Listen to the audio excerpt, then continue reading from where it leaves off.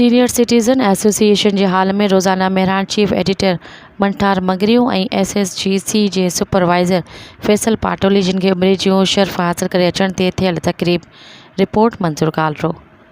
Senior citizen association Hyderabad जे day centre में एक पुरवकार तक़रीब जा इंतज़ाम कया विया, जंहिंमें सिंध जे नाले वारे रोज़ानो मेहरान जो चीफ एडिटर सीनियर साफ़ी फ़क़ीर मंठार मगरियूं ऐं सुई सदरन गैस कंपनी जे CP डिपार्टमेंट जो सुपरवाइज़र मिस्टर फैसल पाटोली जिन खे उमिरि जी शर्फ़ हासिल करे अचण जे ख़ुशीअ में संदन मान में मंज़ूर हुसैन कालरो तरफ़ां ख़ुशगवार माहौल में मोहब्बती तक़रीब रखी वई।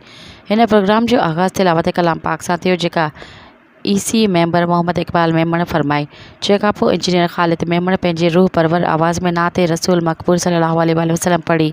उन बाद कुछ मेंबर साईं जिन में अदियूं भी शामिल हुयूं तरफ़ां ख़ासि महिमाननि खे लुंगिन, अजरकनि, गुलदस्तनि ऐं गुलाबनि जे गुलनि जा हार पाराए खेनि मुबारकूं ॾिनियूं ऐं भलीकार जा लफ़्ज़ मंज़ूर कालरो अदा कंदे शरीक महिमाननि ख़ासि तौर ते फ़क़ीर मंठार मगरियूं ऐं फैसल पाटोली जिन जो शुक्रिया अदा कंदे खेनि उमिरि जूं मुबारकूं पेश कयूं। सीनियर साफ़ी बशीर भट्टीअ तरफ़ां उमिरि जूं मुबारकूं ॾींदे मगरियो साहिब जे अलीशान वतन दोस्त सहाफ़ती ख़िदमतुनि बाबति आगाही ॾिनी। गॾिजाणी जे सिलसिले खे अॻिते वधाइण लाइ general secretary Pakistan senior citizen association जिन ख़्यालनि जो इज़हार कंदे एसोसिएशन जे मक़सदनि ऐं ख़िदमतुनि ते रोशनी विझंदे ख़ासि महिमान खे उमिरि जी सआदत जूं मुबारकूं पेश कयूं।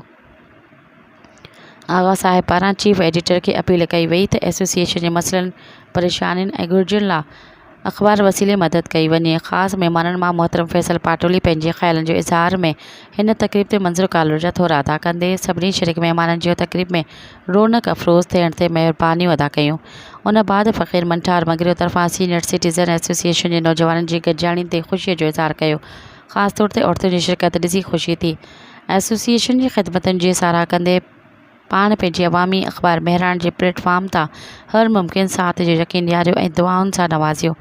तक़रीब जे आख़िर में एसोसिएशन जे सदर दरिया ख़ान बलोच तरफ़ां तक़रीब में शिरकत ते ख़ासि महिमाननि ऐं EC मेंबर ख़ासि करे अदीन भेनरुनि जे आजिया कंदे हुन तक़रीब जे बहितरीन इंतज़ामनि ऐं काविशनि ते मंज़ूर हुसैन कालरो खे जस ॾिनी। हिन तक़रीब में CP डिपार्टमेंट जे मुअज़्ज़िज़ आफ़ीसरनि जी ख़ुसूसी शिरकत रही।